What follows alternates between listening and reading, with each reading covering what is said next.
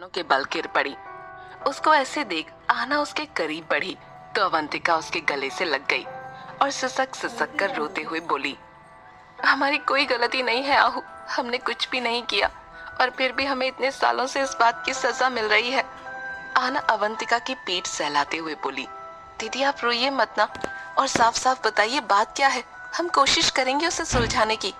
आहना ने कहा तो अवंतिका रुंधे गले से बोली, वो जब हम अपने मायके गए थे तब दिया छोटी थी और तब हमसे ना एक भूल हो गई। हमने उसे अपनी सहेली को संभालने दे दिया और खुद काम में लग गए, पर हमारी सहेली ने दिया का ध्यान ही नहीं रखा और हमारी छोटी सी दिया पूरी 20 सीढ़ियों से लुढ़कते हुए नीचे गिरी। सब बहुत घबरा गए थे। दादी सा और उत्कर्ष जी सब जल्द वहां पहुंचे। जब हम हॉस्पिटल गए तो डॉक्टर ने दिया को देखने के बाद टेस्ट किया। टेस्ट में पता चला कि गिरने की वजह से उसको काफी इंटरनल इंजरी हुई है। दरअसल ब्रेन के कुछ नर्व्स गिरने के कारण दब गई थी। डॉक्टर की एक स्पेशल टीम ने 6 घंटे लगातार दिया को मॉनिटर किया, उसकी सर्जरी करी। खुशी तो इस बात की थी कि सर्जरी सक्सेसफुल रही। पूरे 36 घंटों बाद हमारी दिया को होश आया, वो ठीक हो गई थी। पर हमारी 2 साल की दिया के साथ इतना कुछ हुआ, इसका जिम्मेदार उत्कर्ष जी हमें मानते हैं। उनका कहना है कि अगर हम दिया का ख्याल अच्छे से रखते तो शायद ये सब कभी नहीं होता। आहना को हकीकत से रूबरू कराते हुए अवंतिका आगे बोली, पर सब कुछ हमेशा से कभी ऐसा नहीं था आहू। और उत्कर्ष जी वो तो हमसे बहुत प्यार करते थे, बहुत ज्यादा। पर इस हादसे के बाद से सब कुछ बदल गया। हमारे लिए उनका रवैया, उनका प्यार, सब कुछ बदल गया। हमने इसे किसी को नहीं बताया, पर जब दादी सा को पता चला तो उन्होंने हमसे कई बार कहा कि वो उत्कर्ष जी से बात करेंगी, पर हमने उन्हें हर बार मना कर दिया, क्योंकि अगर उत्कर्ष जी को पता चल गया कि हमने उनके बारे में सब बता दिया है तो हम भी नहीं जानते वो हमारा क्या हश्र करेंगे। अवंतिका ये बताकर खामोश ही हुई थी कि युवराज की नजर दरवाजे पर खड़े उत्कर्ष पर गई। दिया उसके पास नहीं थी, पर उत्कर्ष को देख ऐसा लग रहा था मानो जैसे वो बेहद गुस्से में हो। उसे इतने गुस्से में देख अवंतिका और आहना दोनों सहम गईं। उत्कर्ष दबे कदमों से अवंतिका की तरफ बढ़ा तो ऋत्विक और युवराज दोनों सामने आ गए। पर इससे अलग उत्कर्ष अवंतिका के सामने आकर अपने घुटनों के बल बैठ गया। अवंतिका उत्कर्ष की तरफ देखना भी नहीं चाहती थी, पर उत्कर्ष ने अपने दोनों कान अपने हाथों से पकड़ लिए और एक रुंधी आवाज के साथ कहा, जानते हैं आज जो कुछ भी हो उसके लिए आप हमें माफ शायद ही कर पाए। और सिर्फ आज की बात नहीं, आज से पहले भी कई बार, न जाने कितनी बार हमने आपको चोट पहुंचाने की कोशिश की। पर अवनी, आप ये भी जानती हैं कि हम आपसे बहुत प्यार करते हैं और जो कुछ भी दिया के साथ हुआ वो हादसा, वो सब कुछ हमारे दिमाग से जाता ही नहीं है। और इसी में कभी आप पर प्यार और कभी गुस्सा आ जाता है जो कि आप पर ही निकलता है।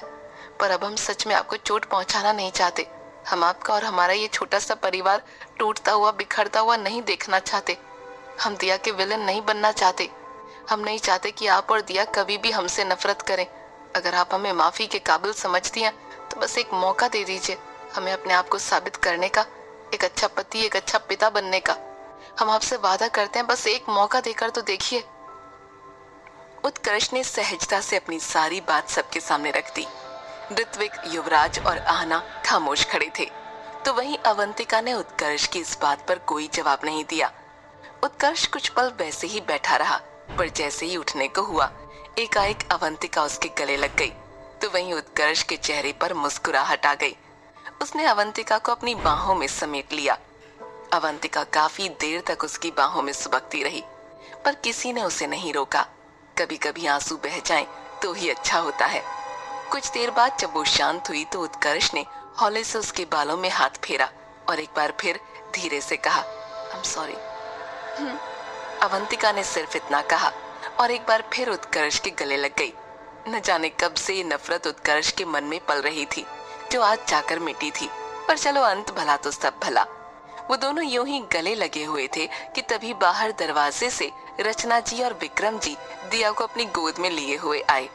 उनके आते ही उत्कर्ष और अवंतिका झट से एक दूसरे से अलग होकर खड़े हो गए। अच्छा तो ये हुआ कि रचना जी और विक्रम जी दोनों दिया की बातों में उलझे हुए थे, जिस वजह से उनका ध्यान यहाँ पर नहीं गया। तभी विक्रम जी अंदर आते हुए उन लोगों से बोले, अरे क्या बात है, सब यहाँ एक साथ इकट्ठा क्यों है? जिसे सुन आहना बहाना बनाते हुए बोली, वो दरअसल बाबा सा हम सब यूं ही कुछ बात कर रहे थे, क्योंकि अब उत्कर्ष भाई सा और अवंतिका दीदी के वापस जाने का वक्त तो होने वाला है, तो सोचा इनके साथ थोड़ा वक्त बिता लें। इस पर विक्रम जी कुछ कहते कि तभी उनके पीछे से आती अरुंधति जी बोली, जाने का समय होने वाला ना से बिंदनी हो गया से, हमने आज शाम की टिकट करवा ली से, अब हम और ज्यादा यहाँ ना रुक सकें, क्योंकि बहुत सारे काम से जो मैंने वहां जाकर देखने से, इसलिए आप दोनों भी अपना सामान बांध लीजिए। और ये कहते हुए उन्होंने एक नजर उत्कर्ष अवंतिका को देखा और वहां से चली गईं। तभी विक्रम जी ऋत्विक को देखते हुए उससे बोले, अच्छा हुआ आप हमें यहाँ मिल गए ऋत्विक, दरअसल हमारे दोस्त ने अपनी एक बहुत बड़ी होटल्स की चेन ओपन की है और उसी की ओपनिंग में एक बहुत अच्छी पार्टी थ्रो की है, पर हम वहां जा नहीं पाएंगे क्योंकि हमारी तबीयत कुछ ज्यादा सही नहीं है, इसलिए आप और आहना चले जाएं, क्योंकि वरुण की कल एक बिजनेस मीटिंग है तो वो भी नहीं जा पाएगा। जिस पर ऋत्विक ने अपना सर हाँ में हिलाते हुए कहा, जी बाबा आप फिक्र न करें, हम चले जाएंगे। तो ये सुन विक्रम जी ने बस हाँ में अपना सिर हिलाया और वहां से रचना जी के साथ अपने कमरे की ओर चल दिए। वहीं ऋत्विक ने भी आहना और युवराज को वहां से अपने साथ निकलने का इशारा किया ताकि उत्कर्ष और अवंतिका को कुछ समय मिल सके। उसके इशारे को पाकर आहना और युवराज भी वहां से चुपचाप उसके साथ निकलकर बाहर आ गए। युवराज वहां से अपने घर की ओर निकल गया, वहीं आहना ऋत्विक के साथ उनके कमरे में आ गई। वहां आकर वो सोफे पर बैठ उत्कर्ष और अवंतिका के बारे में सोचते हुए ऋत्विक से बोली, आपको क्या लगता है ऋत्विक जी, क्या उत्कर्ष भाई सा और अवंतिका दीदी के बीच सब सही हो जाएगा? क्या उन्होंने इस बार माफी दिल से मांगी है उनसे? ये सुन ऋत्विक उसके पास आकर बैठा और एक गहरी सांस लेते हुए बोला, देखिए आहना, हमें ये तो नहीं पता कि सब सही होगा या नहीं, पर हम इतना जानते हैं कि भाई साहब भाभी साहब से मोहब्बत बहुत करते हैं और उस मोहब्बत को हमने देखा भी है, और मोहब्बत में अगर शिद्दत ना हो तो वो इंसान को क्या भगवान तक को बदल दे, तो भाई साहब को बदलना कौन सी बड़ी बात है। इसलिए हमें तो कहीं ना कहीं लगता है कि उनके बीच सब सही हो जाएगा, पर आगे क्या होगा ये तो वक्त ही बताएगा। और ये कहते हुए वो आहना की तरफ देखने लगा तो आहना भी अपना सर हाँ में हिलाते हुए बोली, महादेव करें जैसा आप कह रहे हैं वैसा ही हो, क्योंकि हम दीदी को इस तरह नहीं देख सकते।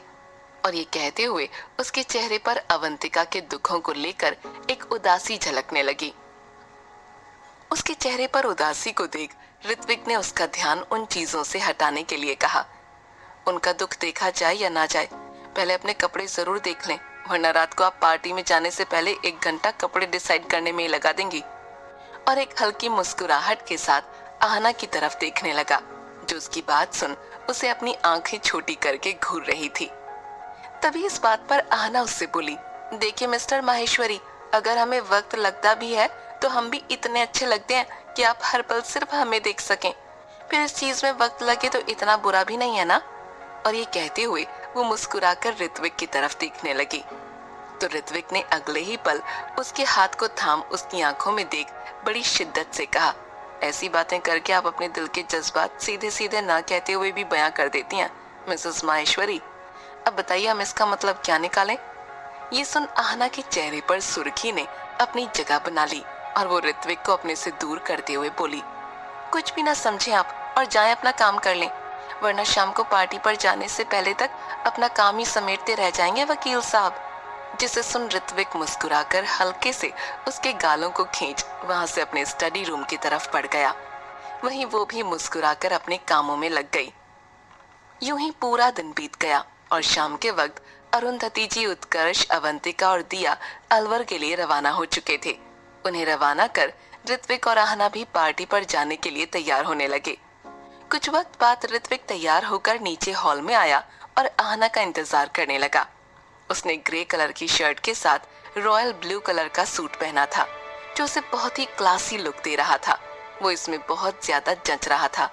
तभी वो अपने हाथ में बंधी घड़ी की ओर देखते हुए खुद में बोला, अब कितना वक्त लगाएंगी आप, आ भी जाए, कहीं ऐसा ना हो आपके रास्ते को तकते तकते ही हमारी जान चली जाए।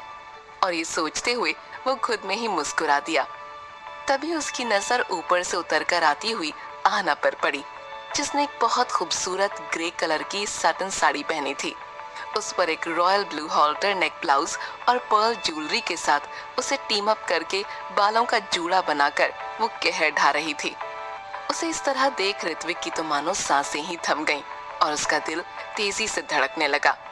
तो वह अपने मन में बोला, आज आपको चांद कहने का भी मन नहीं कर रहा, क्योंकि उस पर नजरें सबकी जाती हैं और आप पर पड़ी दूसरों की नजरें हमें जलाती हैं। इसीलिए तो जी चाहता है कि आपको सबसे छुपा कर रख लें। यही बात तो आपको हमारी जान बनाती है। और ये सोचते हुए वो सीढ़ियों की ओर बढ़ा और आखिर की सीढ़ियों पर अपना हाथ देकर आहना को नीचे उतारा। और ये करते हुए भी उसकी नजरें एकटक आहना पर ही टिकी थीं, जिसे महसूस कर उसका चेहरा भी सुर्ख हो उठा।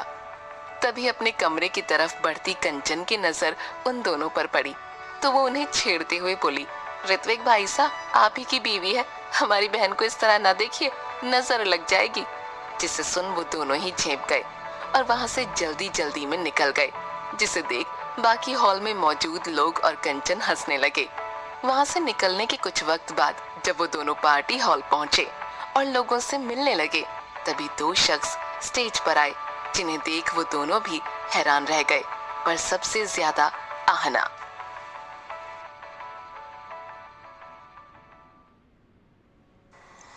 भाग 39। जैसे ही ऋत्विक और आहना पार्टी हॉल में आए, उनकी नजर सामने स्टेज पर खड़े कार्तिक जी और सुधा पर पड़ी। उन्हें देख वो दोनों बहुत ज्यादा हैरान रह गए। तभी उनके कानों में कार्तिक जी की आवाज पड़ी, जो बोले, मैं आप सभी का यहाँ आने के लिए दिल से शुक्रगुजार हूँ और उम्मीद है आगे के सफर में भी आप लोग सिन्हा ग्रुप ऑफ कंपनीज के साथ बने रहेंगे।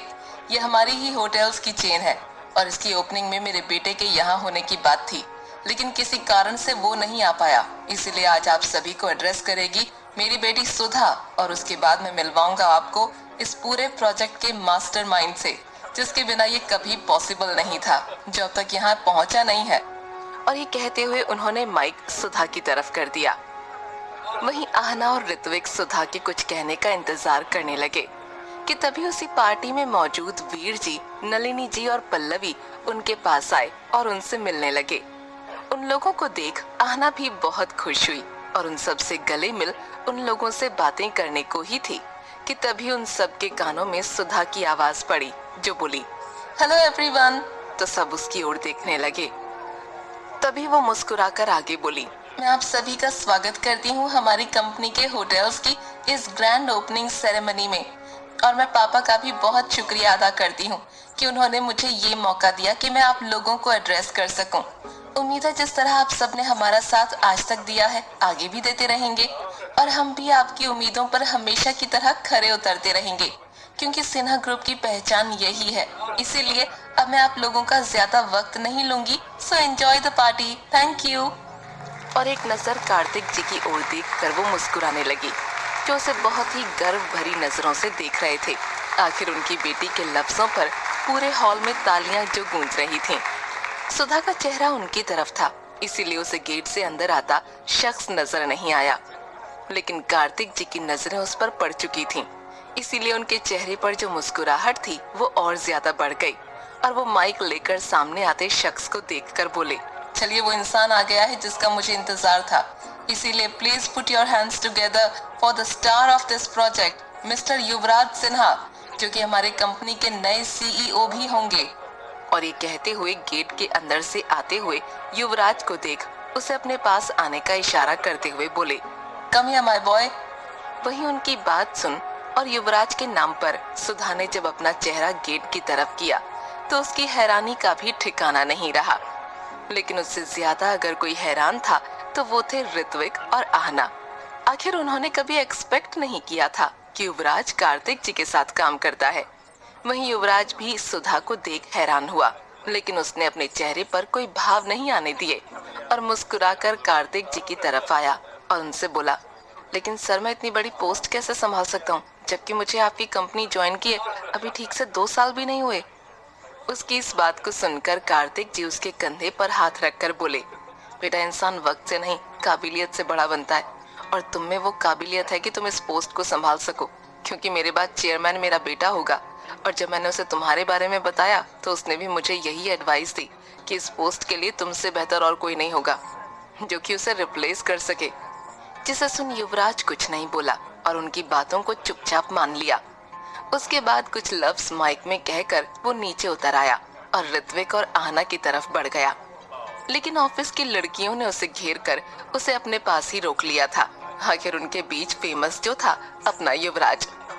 पर लड़कियों को उसके आसपास देख सुधा को बिल्कुल अच्छा नहीं लगा, लेकिन उसने वो अपने चेहरे पर जाहिर नहीं होने दिया और अपने पिता कार्तिक जी के साथ स्टेज से उतरकर ऋत्विक और आहना के पास आई और कार्तिक जी को ऋत्विक से मिलाते हुए बोली, पापा इनसे मिलिए, यही है आपकी लाडली आहू के पति और हमारे जीजू मिस्टर ऋत्विक माहेश्वरी।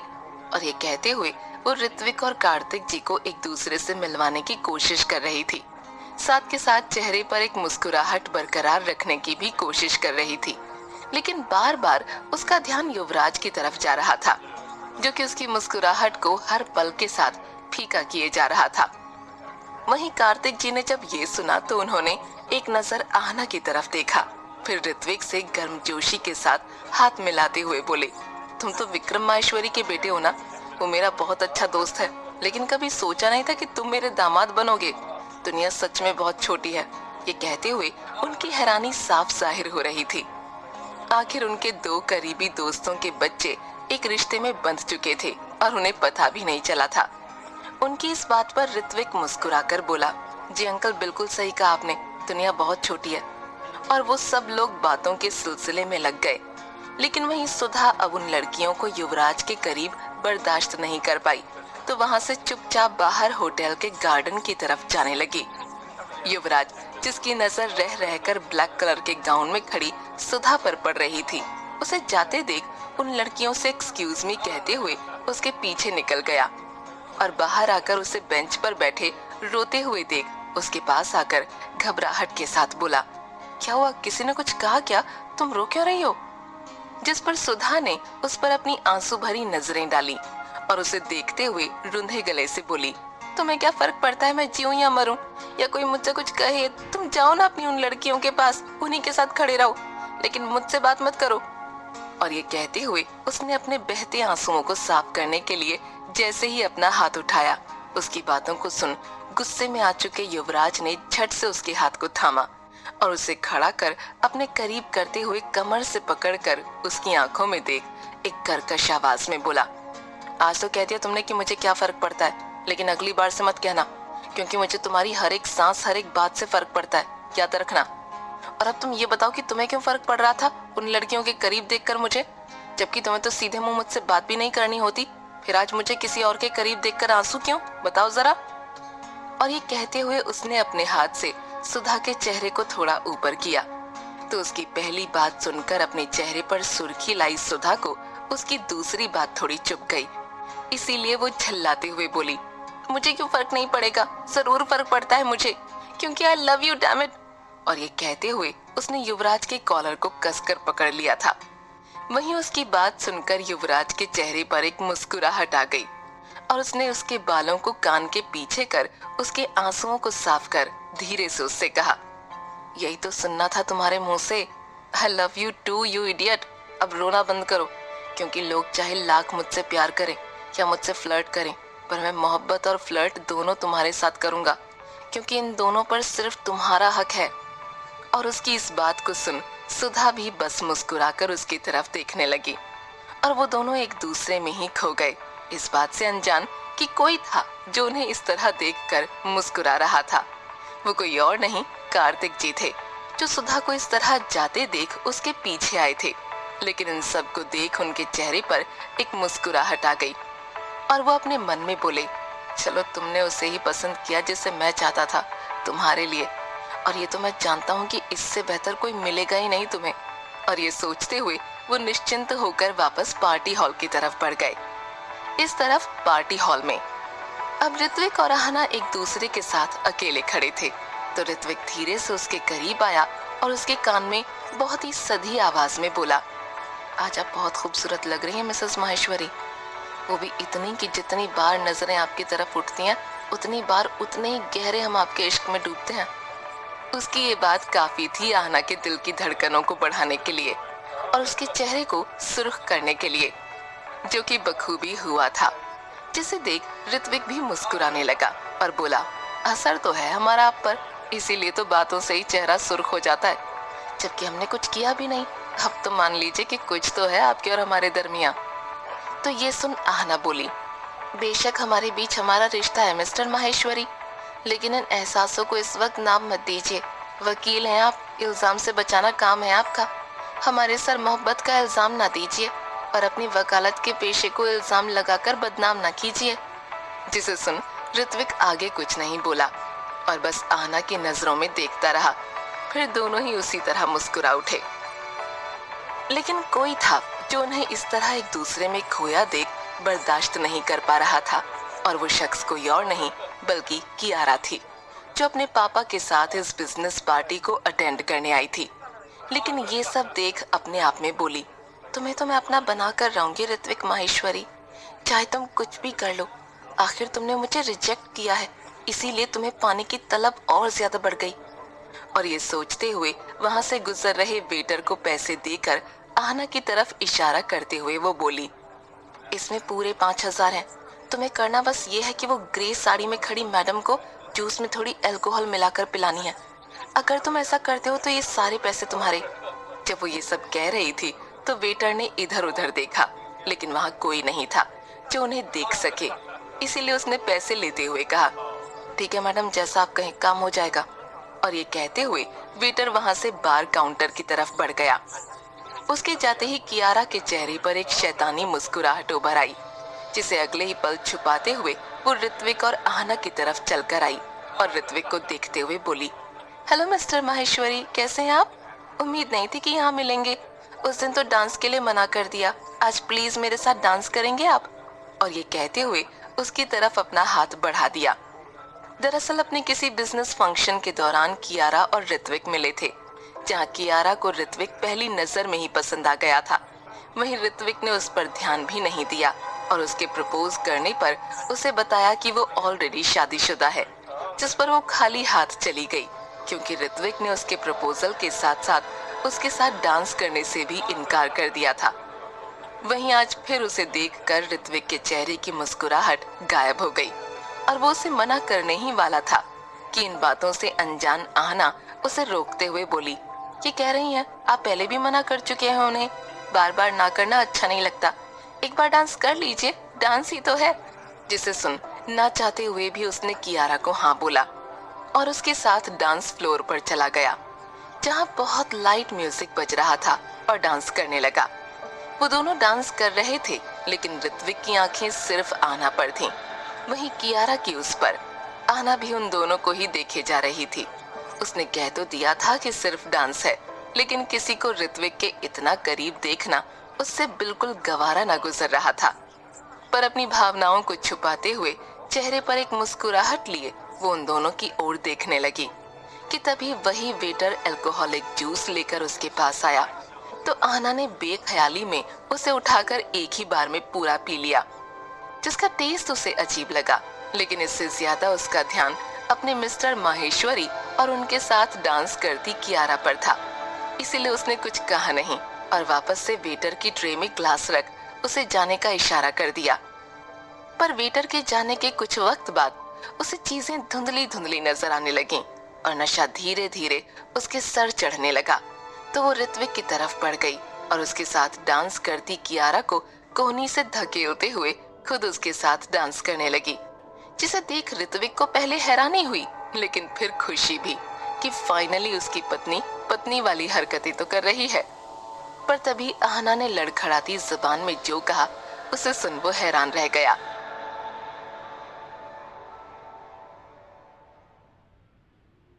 भाग 40।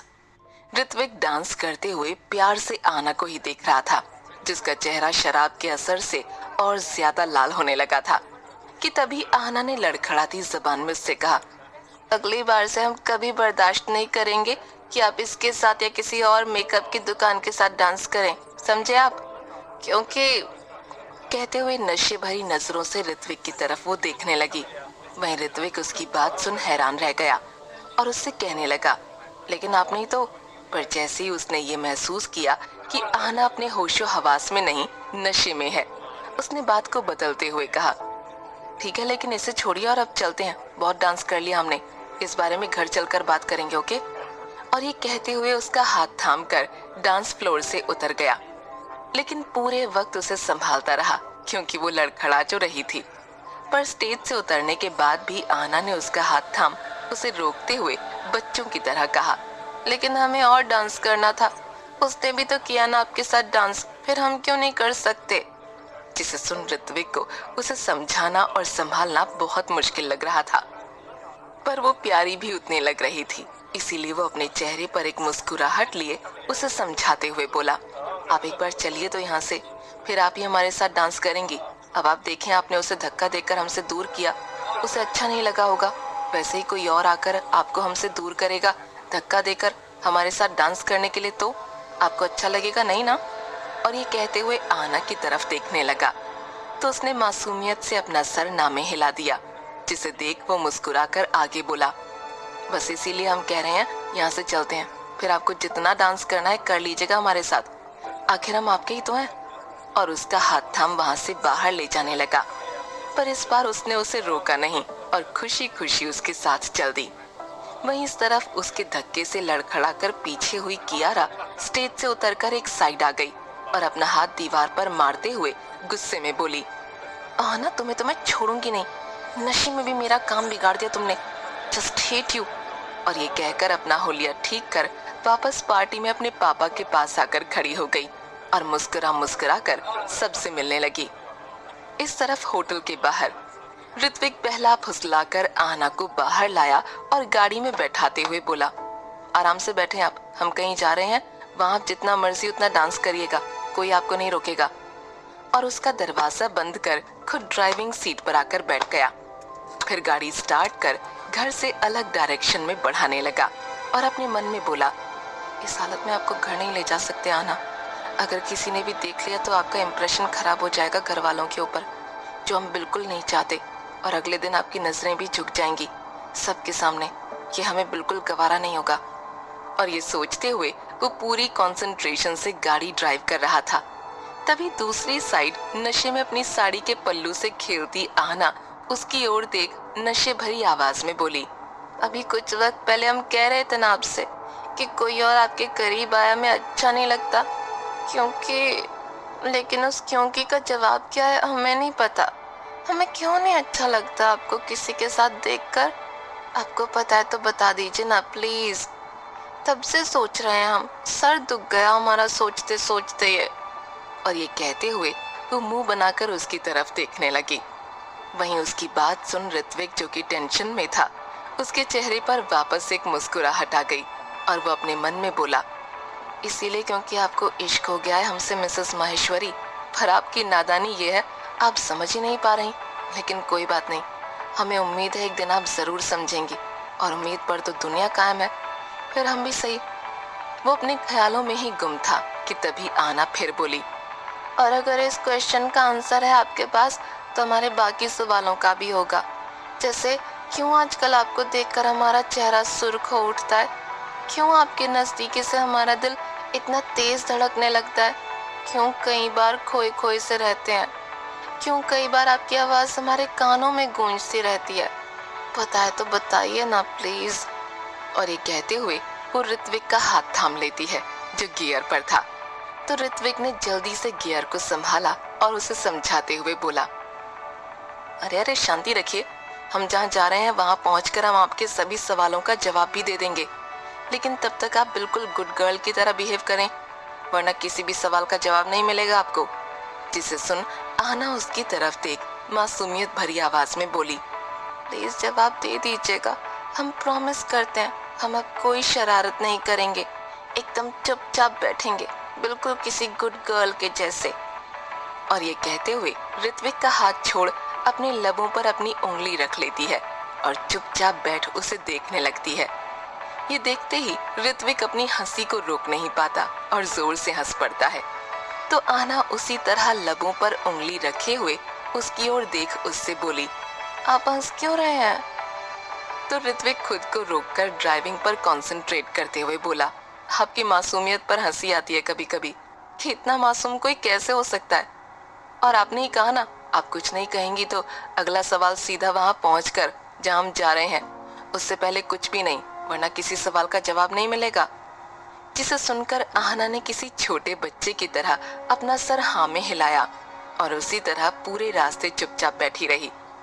कुछ वक्त बाद वो लोग किसी और नामी होटल में पहुंचे और ऋत्विक ने एक लग्जरी स्वीट बुक कर लिया ताकि वहां वो दोनों आराम कर सकें, और आहना को लेकर उसकी तरफ बढ़ने लगा। लेकिन वो हर 2 कदम पर लड़खड़ा रही थी, जिसे देख उसने झट से उसे अपनी बाहों में उठा लिया और लिफ्ट की तरफ बढ़ गया। इस वक्त उसे कोई फर्क नहीं पड़ रहा था कि कितने लोगों की नजरें उन पर हैं। उसे अगर किसी चीज से फर्क पड़ता था तो वो था आहना का कंफर्ट, जिसका पूरा ध्यान रखते हुए वो लिफ्ट से सबसे टॉप फ्लोर पर बने लग्जरी स्वीट में पहुंचा और आहना को बेड पर बिठा दिया।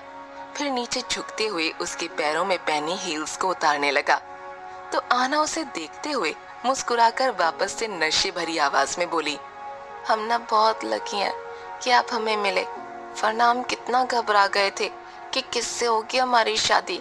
देखिए ना, आप कितनी केयर करते हैं हमारी, सारी बातें मानते हैं हमारी, तो और क्या चाहिए हमें। लेकिन अभी तक आपने हमें हमारे सवालों का जवाब नहीं दिया जो आपको देना है, और वो चाहिए हमें, तो इसलिए अभी दीजिए। और ये कहते हुए लड़खड़ाते हुए खड़ी हो गई। वहीं ऋत्विक जो उसकी हील्स उतार चुका था वो भी हाथ झाड़ते हुए खड़ा हो गया और उसे देखते हुए बोला, जवाब चाहिए ना आपको मिसेस माहेश्वरी, तो सुनिए जवाब। आप मानेंगी नहीं, लेकिन आपको इश्क हो गया है हमसे, वैसा ही जैसा हमें आपसे हुआ है, बेइंतहा जबरदस्त। और अब चाहकर भी आप खुद का या अपने दिल का इससे पीछा नहीं छुड़ा सकती, समझी आप। ये एक ही जवाब आपके सारे सवालों पर फिट बैठता है, तो इसे याद रख लीजिएगा। जब नशा उतरेगा ना तो सारे सवालों के साथ इसे जोड़ लीजिएगा, ठीक है। अब चलिए और आराम से सो जाइए। और ये कहते हुए उसने अगले ही पल वापस से आहना को अपनी बाहों में उठा लिया और उसे बेड पर ले जाकर लिटा दिया। पर आहना थी जो उसके जवाब देने से लेकर बेड पर लेटने तक उसे एकटक नजरों से देखे जा रही थी। और जैसे ही वो उसे लिटाकर उससे दूर होने लगा, आहना ने उसके सूट को कसकर पकड़ लिया और उसे अपने ऊपर खींच लिया। ऋत्विक जो इसके लिए बिल्कुल तैयार नहीं था, वो लड़खड़ा कर उसके ऊपर गिर गया और हैरानी से उसे देखते हुए बोला, आहना ये आप क्या कर रही हैं? तो आहना उसकी तरफ उसी तरह मासूमियत से देखते हुए मुस्कुराकर एक्साइटेड होते हुए बोली, अभी आपने तो कहा हमें इश्क हो गया है और पहली मोहब्बत है आप हमारी, तो उसका पहला किस भी तो बनता है ना। हमने नॉवल में पढ़ा था इसके बारे में, चलिए हमें करने दीजिए, फिर हम सो जाएंगे। और ये कहते हुए अपने लबों को ऋत्विक की ओर बढ़ाने लगी। वहीं ऋत्विक उसकी बात सुन हैरानी से उसे देखने लगा और अगले ही पल खुद हल्का सा जोर लगाकर उससे दूर होते हुए बोला, जब होश में इजहार करेंगे तब कर लीजिएगा, हम नहीं रोकेंगे, बल्कि शायद हम खुद ही कर लें, लेकिन अभी आप नशे में हैं इसलिए सो जाइए, गुड नाइट। और ये कहते हुए अपने सूट को ठीक कर वहां से उठ गया तो आहना भी उठने को हुई, लेकिन नशे के कारण उसका सर भारी होने लगा और वो उसी तरह गिरकर सो गई। ये देख ऋत्विक ने एक चैन की सांस लेते हुए कहा, अगली बार से आप गलती से भी शराब को हाथ ना लगाएं तो बेहतर होगा, क्योंकि नशा आप पर प्यारा लगता है लेकिन हमारे लिए खतरनाक भी हो सकता है। आखिर आपके इश्क के नशे में ऑलरेडी डूबे हुए हैं, और कितने नशे करेंगे हम। और ये कहते हुए अपने जूते उतारकर कपड़ों को थोड़ा लूज और कंफर्टेबल कर आहना के बगल में आकर लेट गया और जल्द ही खुद भी नींद की आगोश में चला गया। अगली सुबह स्वीट में पर्दों से छनकर आती रोशनी के कारण आहना की नींद खुली और उसकी आंखें फड़फड़ाने लगीं। लेकिन सर भी बहुत तेज दुख रहा था, इसलिए वो अपना सर पकड़कर उठ बैठी और खुद में बोली, ये हमारा सर इतना क्यों दुख रहा है? और कल रात हम पार्टी में थे और ऋत्विक जी कियारा के साथ डांस कर रहे थे और हम उन दोनों को देख रहे थे, उसके बाद से हमें कुछ याद क्यों नहीं आ रहा। वो ये सोच ही रही थी कि तभी उसके आगे किसी का हाथ आया जिसने नींबू पानी का ग्लास पकड़ा हुआ था।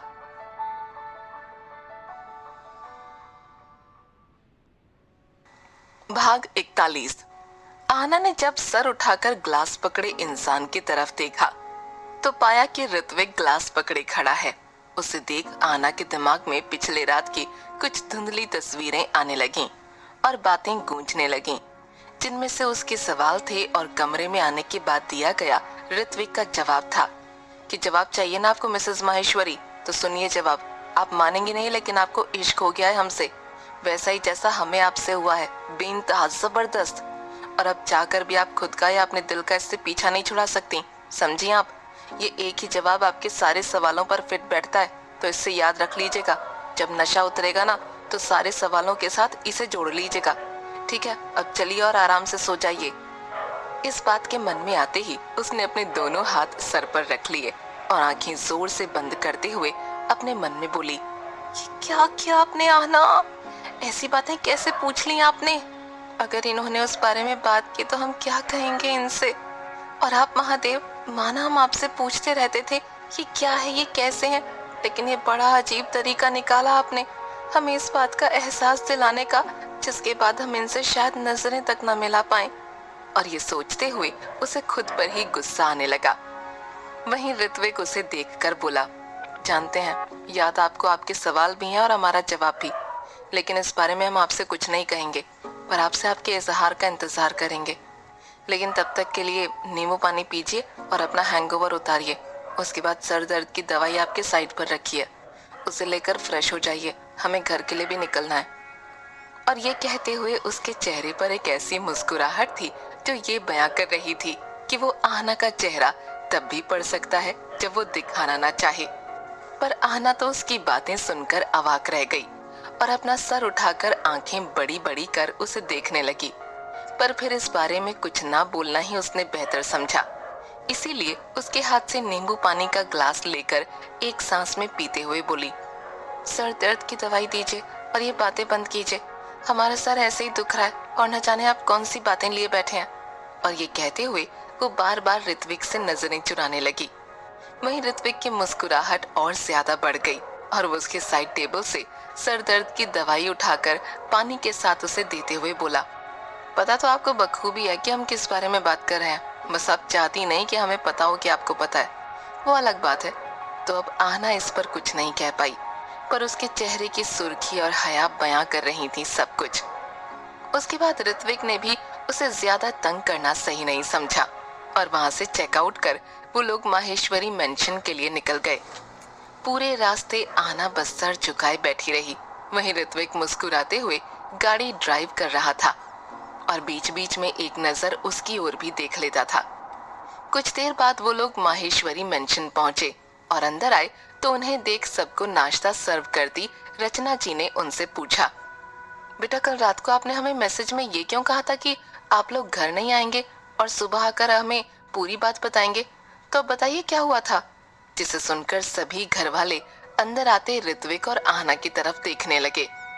तो ऋत्विक ने उन सब से कहा, दरअसल माँ साहब किसी ने आहना की ड्रिंक स्पाइक कर दी थी, जिस वजह से उनकी तबीयत खराब हो गई। इन्हें हमें होटल में ही रोकना पड़ा क्योंकि चलने की हालत में भी नहीं थी।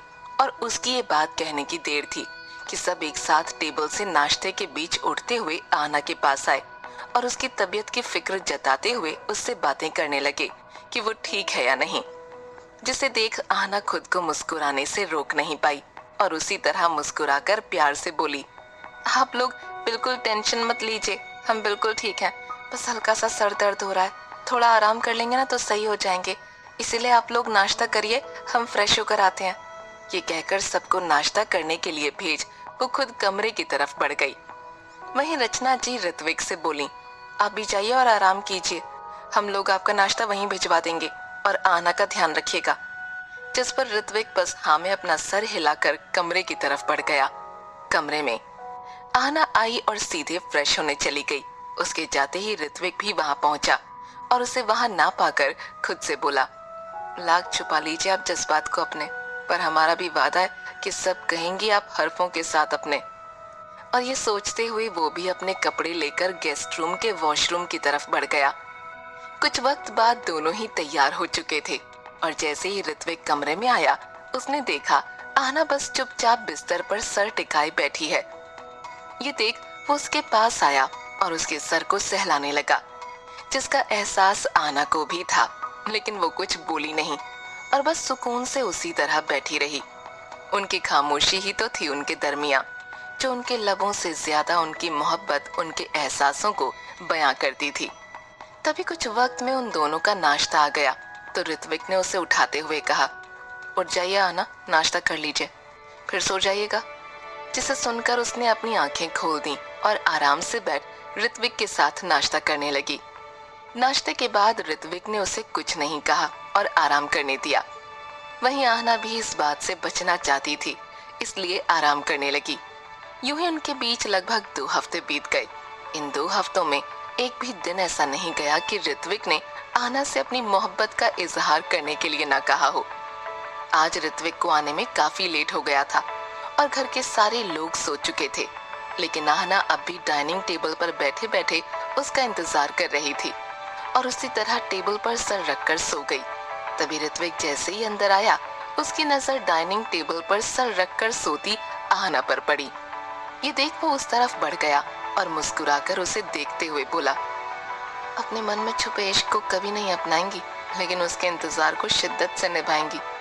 आप भी कमाल है मिसेस माहेश्वरी, इतने दिनों से सवाल कर रहे हैं लेकिन जवाब नहीं देना, पर हरकतें हमेशा हाँ की तरफ इशारा करती हैं। और ये कहते हुए सोती हुई आहना को बाहों में उठाकर कमरे की ओर बढ़ने लगा।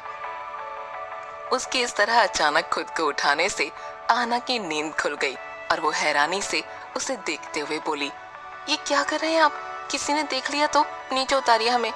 और ये कहते हुए नीचे उतरने के लिए छटपटाने लगी। वहीं ऋत्विक उसकी बात को अनसुना कर उसी तरह कमरे में आया और उसे उतार कर उसकी तरफ देखते हुए बोला, हर हरकत मोहब्बत की तरफ इशारा कर रही है। लब कब कहेंगे मिसेस माहेश्वरी कि आपको मोहब्बत है हमसे? अब तो कह दीजिए ना प्लीज, किसका इंतजार है आपको?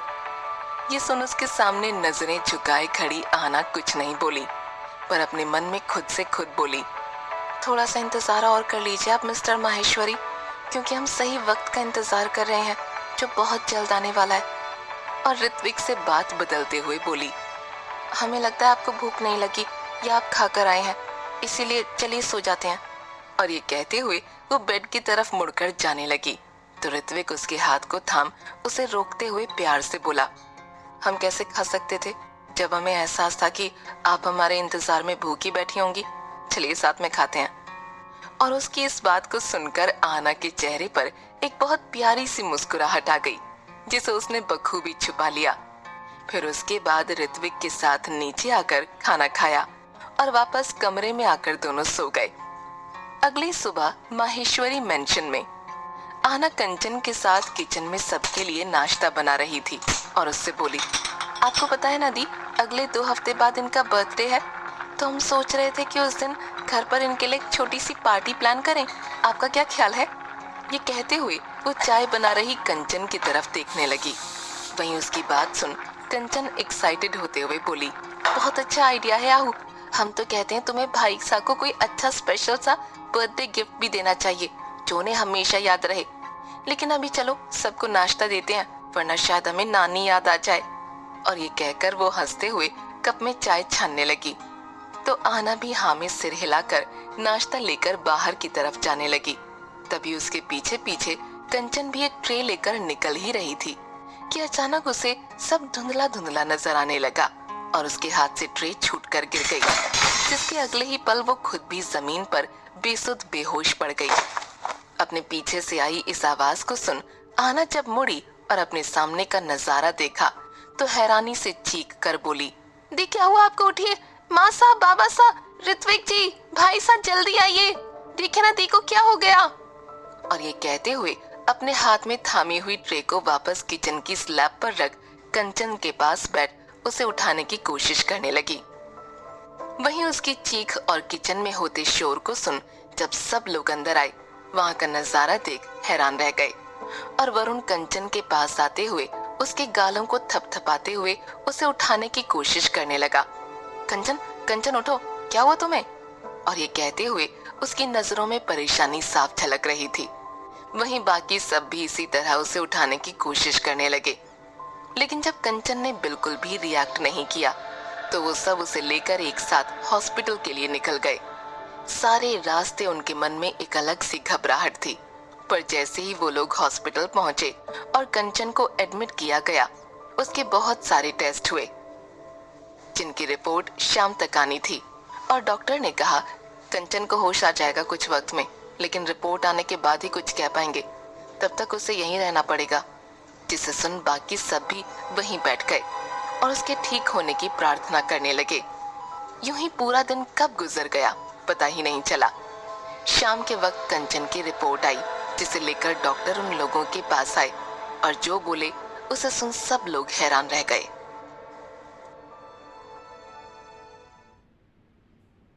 भाग 42। यूं ही पूरा दिन कब गुजर गया पता ही नहीं चला और शाम के वक्त कंचन की रिपोर्ट आई, जिसे लेकर डॉक्टर उन लोगों के पास आए और जो बोले उसे सुन सब लोग हैरान रह गए। डॉक्टर बेहद संजीदगी भरे लहजे में बोले, देखिए कंचन जी की रिपोर्ट आ गई है और मुझे आप लोगों को बताते हुए अच्छा तो नहीं लग रहा, लेकिन बात दरअसल ये है कि उनकी ओवरी में बहुत बड़ा सिस्ट हो गया है, जो आज अचानक उन्हें तकलीफ देने लगा है और वो उनके लिए बहुत खतरनाक है। इसलिए हमें सर्जरी करके उनका यूट्रस बाहर निकालना पड़ेगा, जिस वजह से वो शायद कभी कंसीव नहीं कर पाएंगी। इसीलिए आप लोगों को जल्दी फैसला लेना होगा, क्योंकि वो उनकी जान के लिए खतरा हो सकता है। वहीं उनकी बात सुन सभी घर वाले हैरान रह गए और वरुण तो जैसे टूट ही गया। उसके लिए अब अपने पैरों पर खड़ा रहना भी मुश्किल हो रहा था। इसीलिए वो जमीन पर घुटनों के बल बैठ गया और अपने हाथों में अपना चेहरा छुपाकर रोते हुए बोला, ये क्या हो गया? कुछ दिन पहले ही हमने इस बारे में एक दूसरे से बात की थी। वो सच में एक बेबी चाहती थी। अगर उन्हें ये पता चला तो वो शायद बर्दाश्त नहीं कर पाएंगी। कैसे बताएंगे हम उन्हें ये बातें?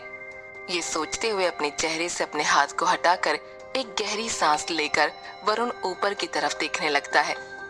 उसे इस तरह देख आहना और ऋत्विक उसके पास आते हैं और उसके कंधे पर हाथ रख देते हैं।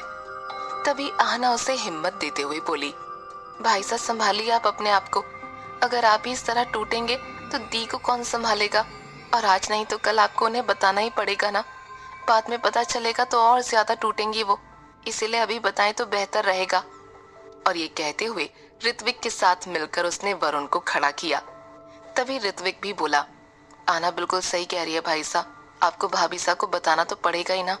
जाइए, अभी वो होश में है, उनसे बात करें, क्योंकि उनसे बिना पूछे इतना बड़ा फैसला लेने का हक हम सबको नहीं है। और ये कहते हुए ऋत्विक वरुण को कंचन के वार्ड की तरफ लेकर गया, जहां उन्होंने देखा कि कंचन बस लेटे हुए एकटक ऊपर सीलिंग की तरफ देख रही थी। कंचन को ऐसे देखकर वरुण की हिम्मत नहीं हुई कि वो वहां जाकर उसे ये सब बताते हुए उसका सपना तोड़ दे, पर फिर भी हिम्मत करके वो दरवाजा खोलकर अंदर गया। वहीं बाहर खड़ी आना ने कसकर ऋत्विक का हाथ थामा और उसे देखते हुए बोली, जब उन्हें ये पता चलेगा तो वो टूट जाएंगी। और ये कहते हुए उसकी आवाज में कंचन के लिए डर, चिंता और दर्द तीनों साफ झलक रहे थे। तो उसकी बात पर ऋत्विक उसकी ओर देखते हुए बहुत ही गंभीर लहजे में बोला, एक बार को इंसान का टूटना बिखरने से बेहतर है, क्योंकि टूटी चीजें जुड़ जाती हैं कई बार, लेकिन अगर वो टूटकर बिखर जाए तो समेटते समेटते कई बार कुछ टुकड़े छूट जाते हैं, इसलिए उनका जुड़ना नामुमकिन हो जाता है। तो भाभी साहब भी टूटेंगी जरूर बात को सुनकर, लेकिन जब बाद में उन्हें पता चलेगा कि उनसे बिना पूछे ये फैसला लिया गया है, वो बिखर जाएंगी और फिर किसी पर भरोसा नहीं कर पाएंगी। इसीलिए इस वक्त बताना बेहतर ही होगा। उसकी इस बात को सुन आहना भी कुछ नहीं बोली और बस हाँ में अपना सिर हिलाकर अंदर वार्ड की तरफ देखने लगी। वहीं अंदर वार्ड में वरुण जैसे ही अंदर आया, कंचन ने अपना चेहरा दरवाजे की ओर किया और उसे सवालिया नजरों से देख उससे बोली, वरुण जी हम तो घर पर थे किचन में और हमें चक्कर आए, उसके बाद हमें कुछ याद नहीं, लेकिन सिर्फ चक्कर आने की वजह से हॉस्पिटल आने की क्या जरूरत थी? आप लोग भी ना यूं ही परेशान हो जाते हैं। और ये कहते हुए उसके पीले पड़ चुके चेहरे पर एक हल्की सी मुस्कुराहट आ गई। वहीं उसकी उस मुस्कुराहट को देख वरुण अपने मन में बोला, काश बात छोटी होती तो हमें आपको ये सब नहीं कहना पड़ता और ना ही आपको इसके लिए तैयार करना पड़ता, क्योंकि हम ही जानते हैं ये करते हुए हम कितनी मौत मरेंगे और जब आपको पता चलेगा तो आप कितना टूटेंगी। लेकिन आपकी जान के लिए अगर आपको एक बार तोड़ना पड़े तो यही सही। और ये सोचते हुए अपनी सारी हिम्मत जुटाकर एक गहरी सांस लेते हुए वो कंचन के पास बैठा और उसके हाथ को थाम अपनी नमी भरी नजरों से उसकी ओर देखते हुए रुंधे स्वर में बोला, बात इतनी सी नहीं है कंचन, बहुत बड़ी है। उम्मीद है आप पूरी बात सुनेंगी और उसे समझेंगी, क्योंकि बात आपकी और आपकी जान की है और आप जानती हैं कि हम आपके साथ कोई कोताही नहीं बरतते। और ये कहते कहते अब तक आंखों में जमा नमी उसके गालों से होते हुए बहने लगी। पर कंचन उसकी बात सुनो से कंफ्यूजन भरी नजरों से देखते हुए बोली, क्या हो गया वरुण जी, आप इस तरह रो क्यों रहे हैं? सब ठीक तो है ना? और ये कहते हुए उसके जवाब का इंतजार करने लगी। वहीं उसकी बात पर वरुण अपनी लड़खड़ाती जबान से फिर रूंधे स्वर में बोला, हम आपसे सीधे साफ शब्दों में कहेंगे कि बात दरअसल यह है कि आपकी ओवरी में बड़ा सा सिस्ट हो गया है, जिसकी वजह से यूट्रस को निकालना होगा और आप कभी कंसीव नहीं कर पाएंगी।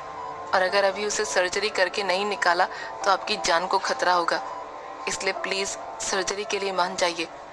और ये कहते हुए उम्मीद भरी नजरों से कंचन की तरफ देखने लगा। वहीं कंचन बस हैरानी से आंखें बड़ी किए उसे देखते हुए उसका हाथ छोड़कर बैठने की कोशिश करने लगी। ये देख वरुण उसे उसी तरह लिटाते हुए बोला, प्लीज लेटे रहिए आप, अभी आप में बहुत कमजोरी है। लेकिन कंचन उसका हाथ अपने आप से दूर करते हुए नाराजगी भरे लहजे में बोली, आराम करने की उम्मीद कैसे कर सकते हैं आप हमसे, जब बात इतनी बड़ी है और हम सर्जरी हरगिज नहीं करवाएंगे। क्यों चाहते हैं आप कि हमारी आखिरी उम्मीद भी टूट जाए? आप जानते हैं ना, इतने सालों से माँ बनने का इंतजार कर रहे हैं हम, और अब यूट्रस निकलवा कर खुद ही अपनी उम्मीद तोड़ दें? नहीं, हम ऐसा कभी नहीं करेंगे वरुण जी, समझे आप?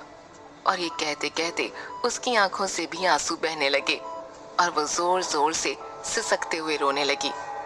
उसे इस तरह टूटते बिखरते देख वरुण से रहा नहीं गया और अगले ही पल वो अपनी जगह से उठते हुए उसे गले लगाकर प्यार से बोला, आप जानती है ना, अडॉप्शन भी होते हैं, हम अडॉप्ट कर लेंगे ना किसी को। माँ बनने के लिए उसमें आपका खून नहीं, आपके संस्कार होने जरूरी है कंचन। और हम जानते हैं आप कभी किसी बच्चे में फर्क नहीं करेंगी, लेकिन प्लीज सर्जरी करवा लीजिए, क्योंकि अगर आपको कुछ हो गया तो हम जी नहीं पाएंगे आपके बिना। अपने लिए ना सही तो हमारे लिए ही सही, लेकिन मना मत कीजिए प्लीज। और ये कहते हुए वो लगातार उसके बालों को सहलाए जा रहा था। वहीं उसकी बात सुन कंचन को थोड़ी उम्मीद थी, पर वो जानती थी कि वरुण उससे कितना प्यार करता है, इसीलिए वो उसे दुखी नहीं करना चाहती थी। तो अपना मन कड़ा करते हुए अपने आंसुओं को साफ कर उसकी ओर देखते हुए वो बोली, ठीक है, अगर आप यही चाहते हैं तो यही सही, आपसे जरूरी हमारे लिए कुछ भी नहीं, हम करवाएंगे सर्जरी। और ये कहते कहते उसकी आंखों में रुके हुए आंसू वापस बहने लगे।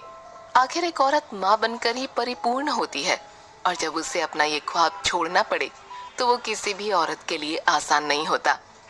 उसकी बात सुन वरुण के चेहरे पर एक मुस्कुराहट आ गई और वो उसके चेहरे को अपने हाथों में थाम उसके आंसुओं को साफ करते हुए बोला, हम जानते हैं अपने इस फैसले से आप बहुत ज्यादा तकलीफ में हैं, लेकिन यकीन मानिए हम आपके इस फैसले को गलत साबित नहीं होने देंगे, और भगवान के घर में देर है अंधेर नहीं, वो सब ठीक कर देंगे। अब आप आराम करें, हम डॉक्टर से सर्जरी की बात करके आते हैं। और ये कहते हुए उसके माथे को प्यार से चूमकर उसे लिटाते हुए वो वार्ड से बाहर निकल गया। वहीं वरुण के जाते ही कंचन लेटे लेटे आंसू बहाते हुए अपने पेट पर हाथ फेरने लगी। इस तरफ वरुण बाहर आया तो सारे घर वाले उसके पास आए और उसके कुछ कहने का इंतजार करने लगे। तभी वो बोला, वो सर्जरी के लिए तैयार है, हम जाकर डॉक्टर से इस बारे में बात करके आते हैं। जिसे सुन सब लोगों ने भगवान का शुक्रिया अदा किया। फिर वरुण ऋत्विक के साथ डॉक्टर के कैबिन की तरफ बढ़ गया और वहां डॉक्टर से सर्जरी की बात की। तो उन्होंने अगले दिन सुबह की बात कही, जिसके बाद उसने बाहर आकर बाकी सभी घर वालों को वहां से भेज दिया। अब वहां बस वो, ऋत्विक और आना ही बचे थे। यूं ही अगला दिन भी आ गया और कंचन का ऑपरेशन हुआ। ऑपरेशन में उसे कोई खतरा तो नहीं हुआ, लेकिन उसकी वजह से उसका सपना अधूरा जरूर रह गया, जिसकी कसक उसकी नजरों में नजर आ रही थी। उसकी वो आंखें जो हमेशा उम्मीद और खुशियों से भरी रहती थीं, अब एकदम बेजार बेजान सी रहने लगी थीं, जो पिछले एक हफ्ते में हॉस्पिटल में रहते हुए वरुण, आना, ऋत्विक और आते जाते बाकी सभी घर वालों ने भी महसूस की थी।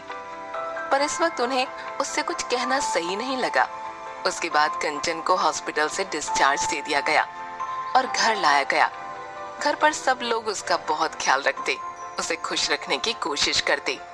वो भी उन सबके सामने हल्का सा मुस्कुरा देती, पर उसकी मुस्कुराहट में अब वो बात नहीं रही थी और आहना तो ज्यादातर वक्त उसी के साथ गुजारती, उसका ख्याल रखती।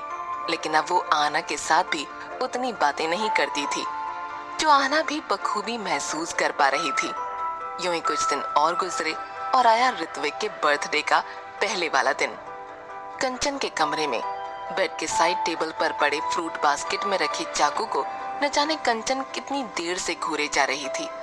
उसके दिमाग में न जाने क्या चला कि अगले ही पल उसने उसे उठाया और अपनी कलाई पर लगा।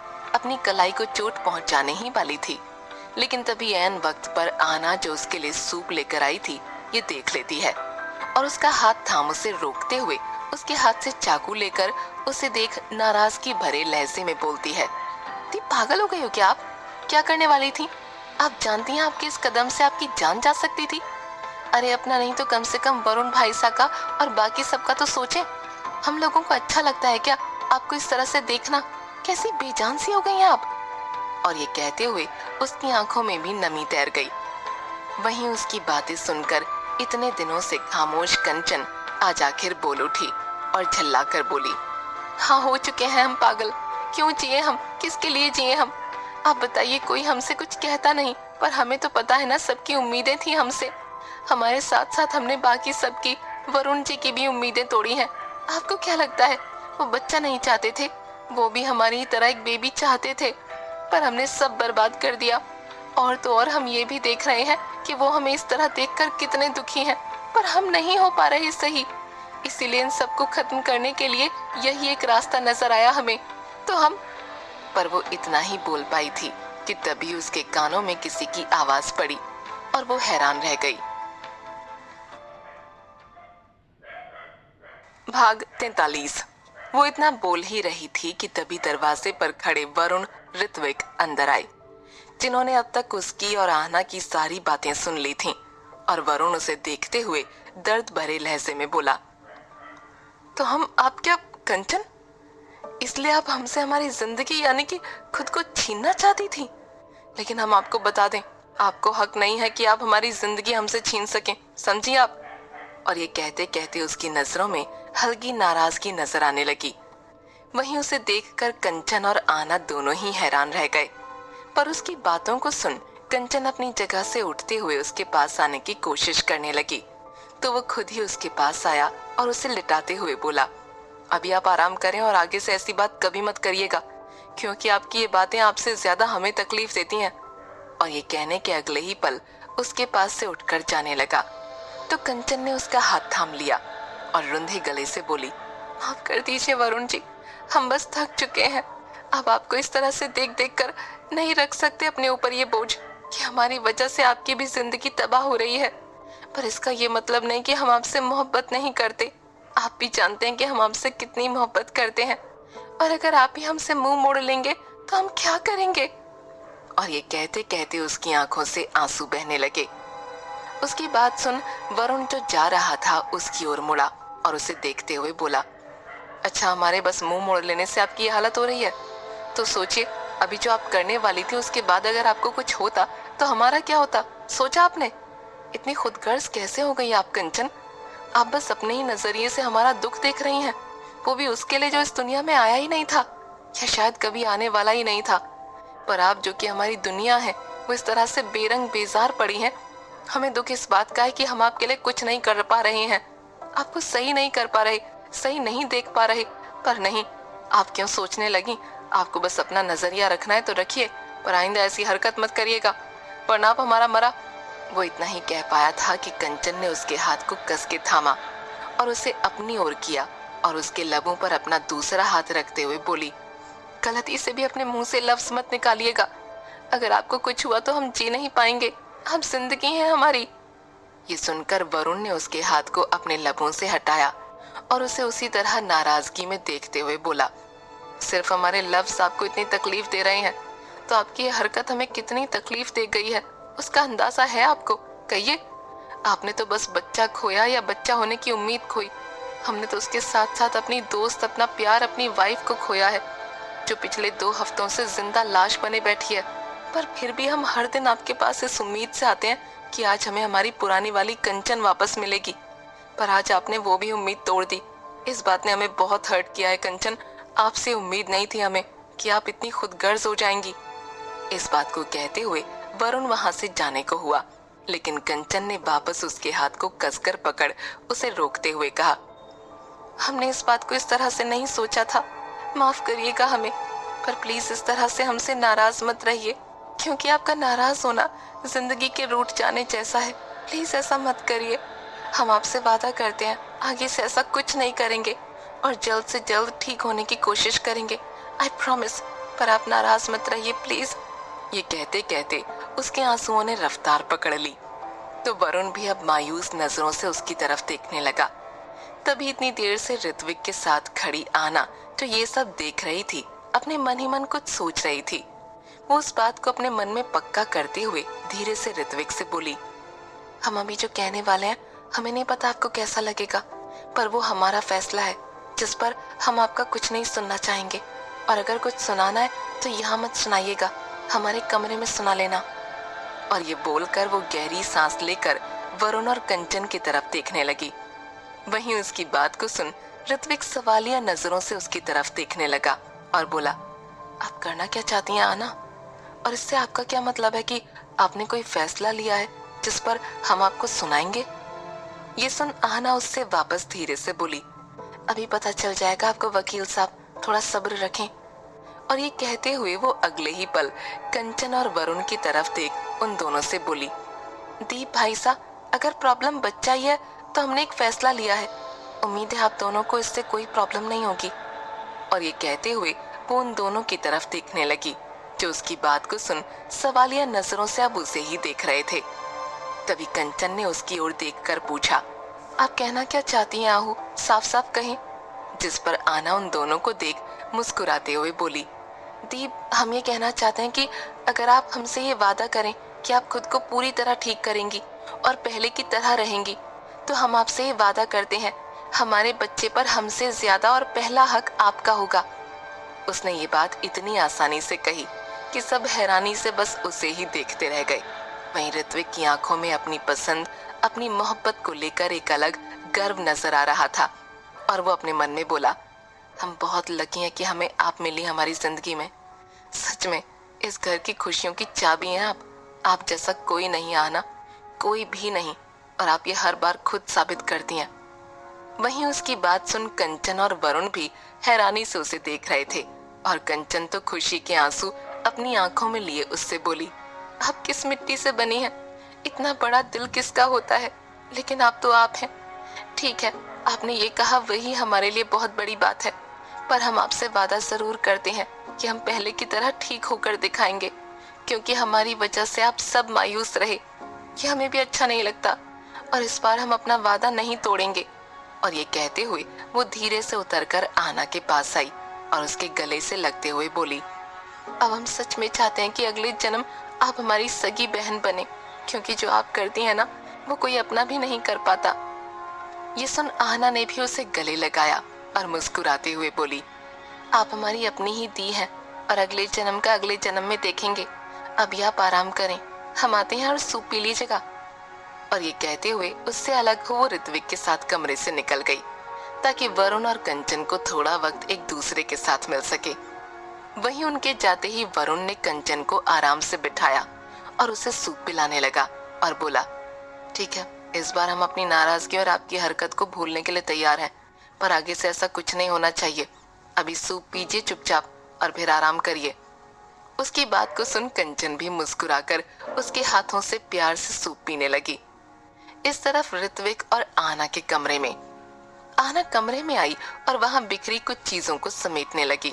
तभी उसके पीछे पीछे ऋत्विक भी वहां आ गया और उसी तरह उसे देखते हुए गहरी आवाज में बोला, अभी जो आप भाभी सा से कहकर आई वो क्या था।